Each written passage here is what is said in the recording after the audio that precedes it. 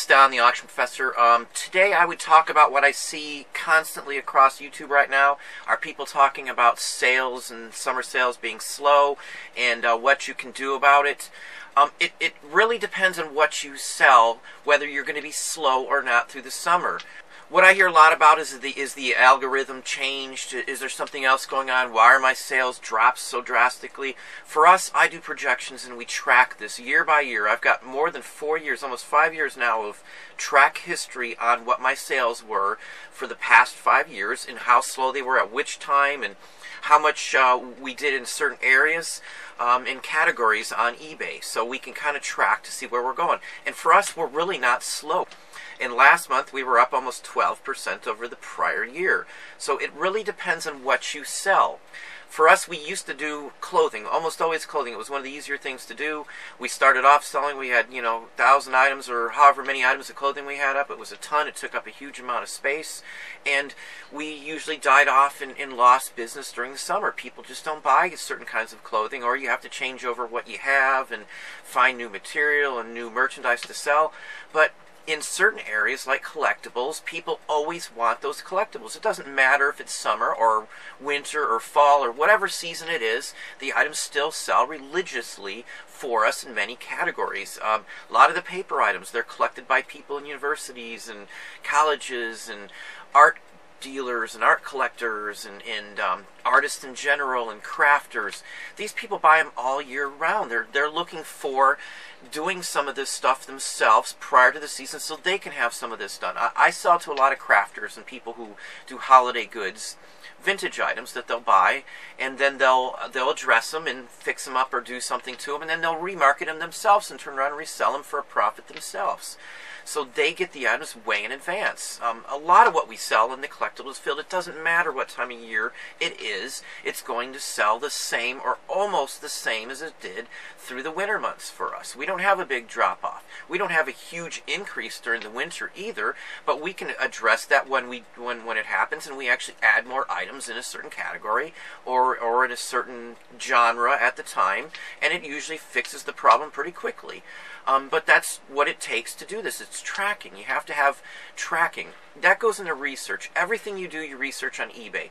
Everything you do in your business-wise and your business decisions should be based on research as well. And if you're not tracking and keeping track of this year by year, month by month, day by day, in some form or another, you're going to lose out. Every company in the world does that. Every single company off of eBay, off the internet, keeps track of those figures. And many companies actually do it by the hour. They can tell you what they did 2 years ago at 10 o'clock on December 22nd, on whatever day of the week it is, for years in advance, or years back. They can go back 10 years probably and give you some of that information and track and see what's going on. That's just part of advancing your business. Are you a seasonal company? Are you a seasonal store? Or are you going to be working for the whole year-round aspect of this? And to do something like that, what you want to do is expand your categories. If you're selling in clothing mostly, that's 95% of your business, and every year you know that it's going to slow down, I would seek taking some of that down to maybe only 60% of your business and expanding into other areas where you can actually sell more merchandise during those slow months to compensate for that. The goal is to have a set figure at the end of the year. So, it doesn't matter if you're slow a couple days here, a couple months there, or whatever the case may be, as long as at the end of the year you have a set increase over the prior year, 10, 20%, 30%, whatever you're looking for. A company, a national chain, if a company chain, like a national chain like McDonald's or Applebee's or whatever the case may be, is not making so much percentage over the prior year, that store could be slated to be closed or moved or remodeled, or something happened to that store to fix those lacking sales. Year over last is what they're looking for. They want an increase minimum. Minimum is 3% over the prior year. If you're just playing this month by month, you're like living paycheck to paycheck. You need to expand this and look at it as a yearly business and look at it from a year standpoint. Project out. See what you should do each month. If you're just starting off, start writing down this information. Put an Excel spreadsheet up there. Track it from the beginning. That way when it comes to summer, you can know if you're really down in which area, where you have to address the business. If it turns out it's your clothing that's always down and you just can't get enough of the right type of clothing, summer clothing up, start looking for other merchandise to sell. Whether it's retail arbitrage on summer stuff like floaties or whatever the case may be, there's retail arbitrage in the summer, in the winter, in the whole works. Find out what's top sellers.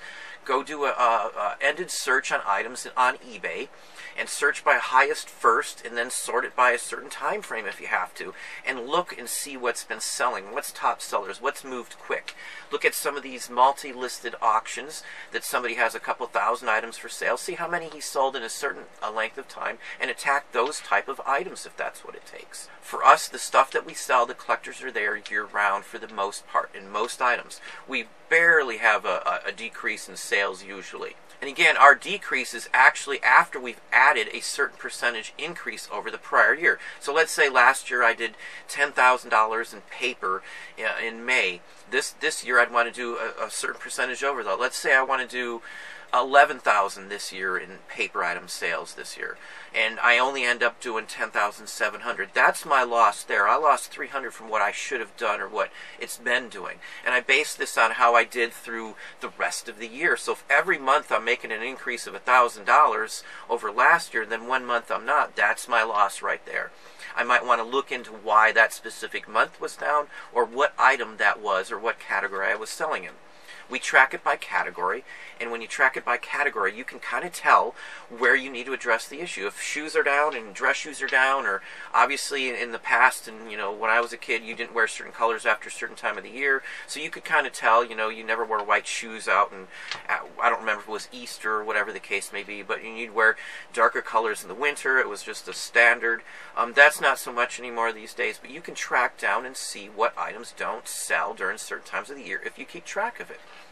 eBay does have some, over last year, and it compares, but it's only the top two categories you sold in this year versus, what you had up last year in those same two categories. And if you're like us, that changes constantly. We could have, a drop in one category and an increase in another instantly over selling one or two items. If I sell $1,000 or $2,000 item, boom, my sales are off instantly in 1 minute. It's just gone. So you got to watch that out, and that's why we track everything specifically on separate sheets away from eBay's tracking. I do my sales forecast that way. I don't like the fact that your sales includes your shipping. It might be great if you're giving away shipping on your items. It's all free shipping, but for us it's not. So I literally take that out and have to do some calculations to balance everything out at the end of the day. So I don't use eBay for everything and all the projections and things that it does, because they're so basic for what I'm used to using and what I like to use. I track it down, and I want to know where every dime of our business has gone to. That's how serious I take this. I never ever want to work for someone again in my life if I can avoid that. And that's what we're expanding on and working towards. We're in summer right now. I'm up over 10% over last month. And over last year, I'm up almost 7% over last year, right this minute. And last year's sales were very good last year, so I am not worried at all at this point. But again, I've steered away from items that have either high returns, lower profits, or are slower sellers. Now, some items, obviously, I have that sit there for a long time. But I have bought those in quantity, in big quantity in some cases, like records. I'm still going through 5,000 count record lot that I got the other day, and I've now since gotten another 1,000 plus records in just this morning. So that's literally how we get records in big lots. I'll buy them from listings on Craigslist or Facebook Marketplace or all over the place. I'll call on ads, people will call me, pickers will call me, or I'll go buy a sale and boom, there's a bunch of records there. So that's kind of things that we do and look forward to, and that's why we steered towards items like that, because the profit margin's there. I get them very cheap. I can source in one day probably enough to handle me for a couple weeks if I really wanted to, but I stockpile merchandise to sell. It's just the way that if something happens and I can't go out and buy, I hurt myself, or whatever the case may be, my business owner's policy will cover most of it, but I'll still have merchandise regardless for my employees. So that is my goal. My goal is to make sure that my business runs whether I'm here, my wife's here, or not. My kids are capable of taking over if something happens. I've got employees that do a very good job. They're very helpful. They go out of their way for us. We feed them when we can. They've spent the night at our house. So, you know, this is people that we entrust in our family as well as in our business. So that's what you got to do to get this to all work and sync together. You can't look at it as a month-by-month business. You have to look at it as a long-term investment on your life, your career, and what you want to do. You've got to set those goals and stick to those goals and address which categories you're selling in. Again, clothing and books are going down because more ebooks are going. So, you know, you've got to look into that. You've got to start straying away. When Amazon raised FBA fees, a lot of people dumped out of books, which is exactly what we did. As I've said before, we used to do books and clothing mostly, but you see that most of what I'm doing is now steering towards other areas where the profit margin is much higher, almost zero returns across the board, and sales do not really drop much at all, if at all. In some cases, they've increased in certain categories through the summer months. It's better for some people. Some people think when they're buying stuff, they'll think that the sales are going to go down. And so when they see a high price on something, they think that that is a lower price than what they do go for normally. So we still do sell items at full price throughout the summer without much of a drop in what we sell. It really depends on what you have. If you have good items, they're going to sell all year round. It doesn't really matter. They might go a little higher during Christmas, but they're still going to sell. Rare items sell throughout the year. It doesn't matter when it is. And collectibles in general, if it's a rare item, it doesn't matter when it is, it's still going to sell. There might be an increase in profits during one year or one part of the year to the next. But that's just the cost of doing business. You might lose if you want to sell it during the certain parts of the year, but you're still making a big profit. Let's say I spent $10 on something. I can get $100 for it in the summer, or $125 or $130 for it in the winter. You know, it's a toss-up. Do you want to lose the money and push it out? Who knows what's going to happen in summer? I'd rather have $100 now than a possibility of $125 in the winter.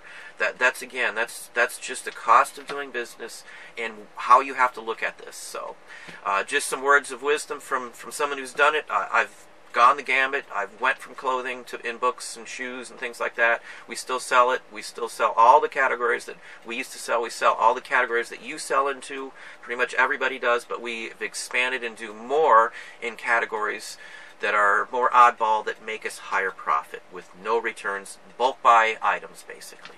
But again, hopefully you enjoyed it. Please hit the like button if you did. Tell a friend, subscribe, and pass the word.